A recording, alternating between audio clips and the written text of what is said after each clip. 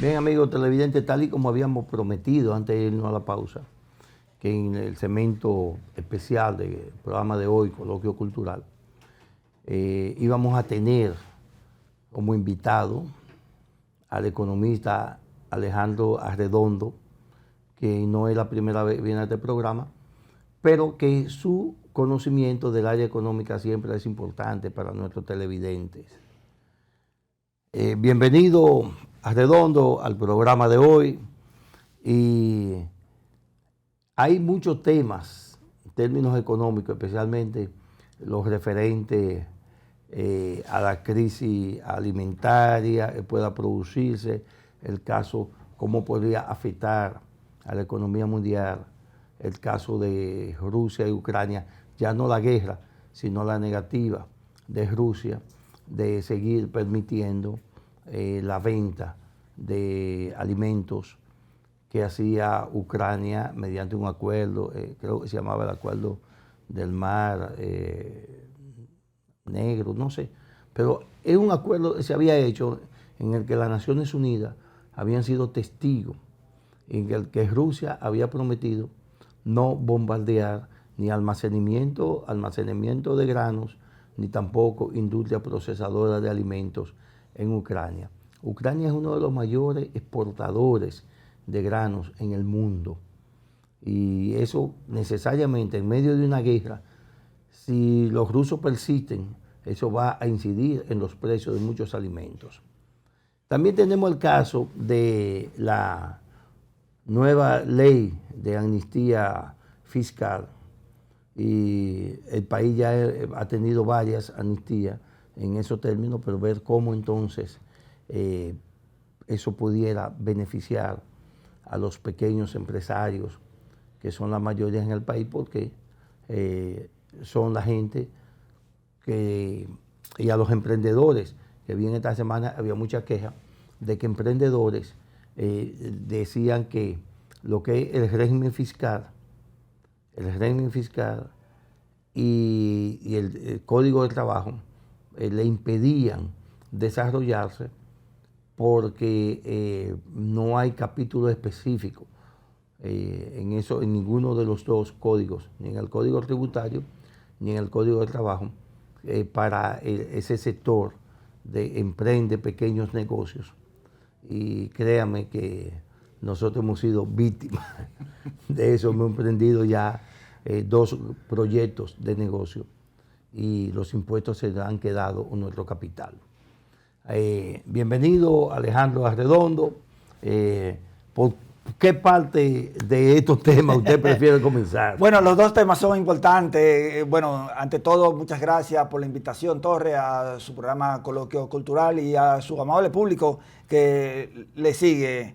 Yo complacido de estar con usted acá conversando de estos temas tan interesantes, de todos los temas interesantes que ya usted de manera lo ha hecho, ha esbozado en el introito de esta entrevista. Bueno, ¿qué le parece si entonces iniciamos con lo de la amnistía fiscal para luego entonces pasar al tema internacional? Sí. Bueno, ciertamente hay un proyecto de ley de amnistía fiscal que ya fue conocido en 2 lecturas consecutivas en la Cámara de Diputados y que se va a conocer el próximo martes en la sesión del Senado de la República. Y es bueno destacar que el presidente de la República, Luis Abinader, promulgó un decreto hace ya unos días para la extensión de la legislatura que terminó el viernes 28. Entonces terminaba el miércoles 26, mejor dicho. Entonces se extendió la legislatura para que culmine el 15 de agosto para tratar temas específicos. Es bueno destacar a los amigos televidentes que cuando el Poder Ejecutivo promulga un decreto extendiendo la legislatura es para tratar temas, proyectos de leyes muy específicos. En este caso se va a tratar de la ley de hidrocarburos y de la ley de amnistía fiscal. Y hay son 3 proyectos de ley, pero el que nos toca hablar ahora es de la amnistía fiscal. Y es bueno decir, ¿qué es una amnistía fiscal? Una amnistía fiscal son oportunidades excepcionales que le otorgan los gobiernos a los contribuyentes que han caído en impago de sus obligaciones tributarias por una u otra razón, ya sea porque han eludido impuestos, han evadido impuestos o porque han caído en proceso de quiebra, en el caso de las MIPYMES, han caído en proceso de quiebra y no han podido entonces pagar sus obligaciones tributarias. Y esas obligaciones tributarias tienen, muchas veces, son más altas en caso de los intereses, mora, son más altas que los mismos impuestos. En este caso, se pretende en este proyecto de amnistía fiscal que cursa en el Congreso Nacional de un monto aproximadamente unos 36 mil millones de pesos que entre impuestos y mora, pero solamente en impuestos son unos 12.900 millones. Quiere decir que hay unos 23 mil millones de pesos que se han acumulado por intereses sobre intereses, mora. Entonces, lo que hace la administración tributaria es, bueno, mira, para perderlo todo, recuperar algo. Entonces, en eso se pretende recaudar alrededor de unos, de acuerdo a la administración tributaria, entre unos 6 mil y 10 mil millones de pesos. Entonces, ya lo que son los 23 mil se le anulan, se le condonan para solamente cobrar esos impuestos. ¿Qué significa esto? Que hay empresarios, pequeños y medianos empresarios, contribuyentes que no pagaron a tiempo sus obligaciones tributarias, que deben más del doble de los impuestos que les corresponde pagar. Entonces, y eso será entonces es hasta el 2015. O sea, todas las deudas que tienen los contribuyentes que han caído en impago de sus obligaciones tributarias, hasta el 2015 se le van a condonar siempre y cuando, y esta es una condicionalidad, que hagan un pago único hasta el 20 de diciembre de este año. O sea, y que de 2016 para acá estén al día se pongan al día con sus declaraciones frente a la Dirección General de Impuestos Internos. Sí, mira, yo decía al comenzar la entrevista que yo había sido víctima de eso, y de verdad, porque en una ocasión, por una deuda de 9 mil pesos que tenía de impuestos internos, de pago de impuestos, me pusieron 3 multas de 25 mil pesos. Sí, no. Entonces debíamos 75 mil pesos por una deuda de 9 mil pesos. Sí. Finalmente logramos hacer un acuerdo y resolvimos eso. Y hasta este momento no tenemos ningún conflicto, ni ningún problema, ni ningún tema bueno, pues, con la DGI. Qué bueno, porque es que se le van a acumular, y la DGI, inclusive dentro de esos contribuyentes que se encuentran en impago frente a la administración tributaria, hay procesos que están en curso, que no se terminarán por el momento, porque se van a la justicia, inclusive hay casos que llegan hasta el Tribunal Constitucional, y por un asunto de que dejar limpio esos expedientes, se promulga, entonces se va por el camino de una amnistía fiscal a esos contribuyentes. Y hay que decir también, Torres, que desde 2001 al 2021 se han producido unas 4 amnistías fiscales. Y si me permite, yo traje un cuadro, si me pueden ponerlo, puedo detallarlo. Bueno, bueno, ahí está. Ahí está. La directora siempre está pendiente. Sí, siempre está activo. Sí, miren, la primera amnistía fiscal fue en el año 2001 y se recaudaron 1.741 millones de pesos. En el año 2007 fue de 3.529 millones.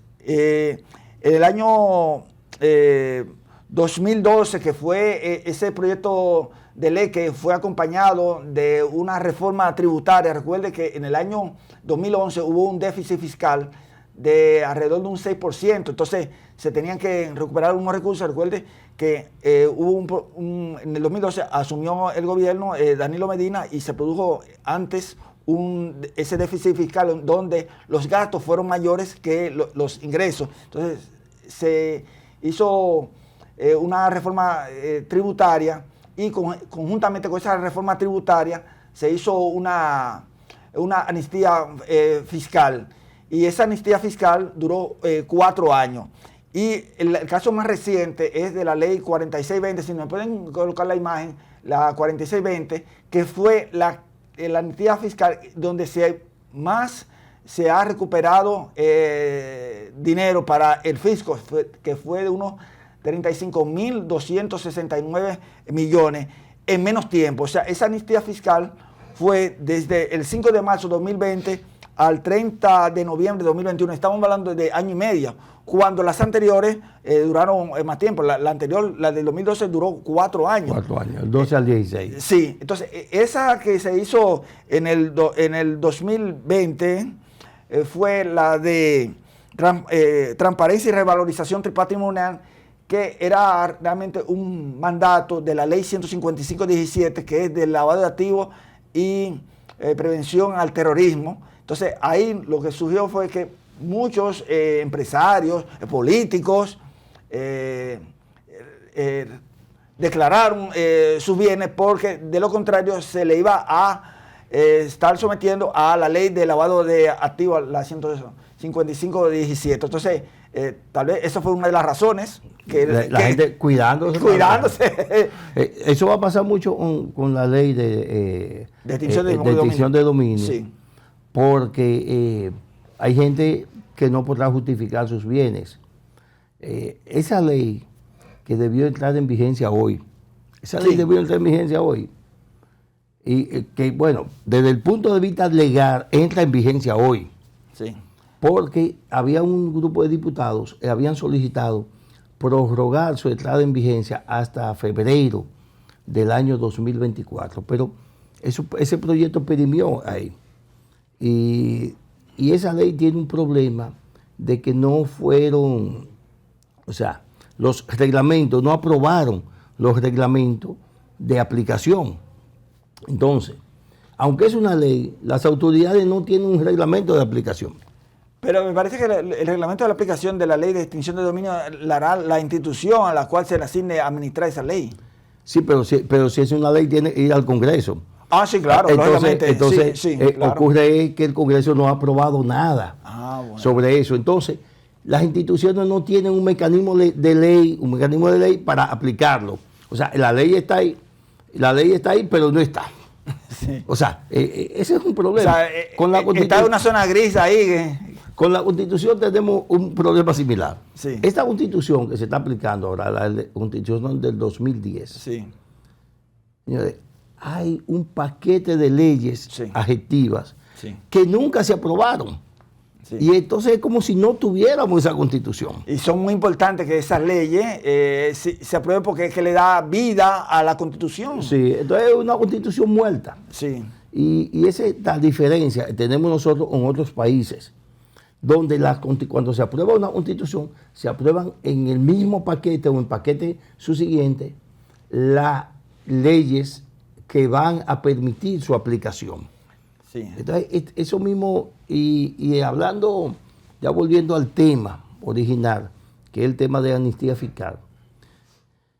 Y yo te dije, conozco gente, y también yo fui víctima 2 veces de eso, que tratan de emprender negocios, pero no tienen la orientación necesaria, y entonces incurre en una serie de violaciones.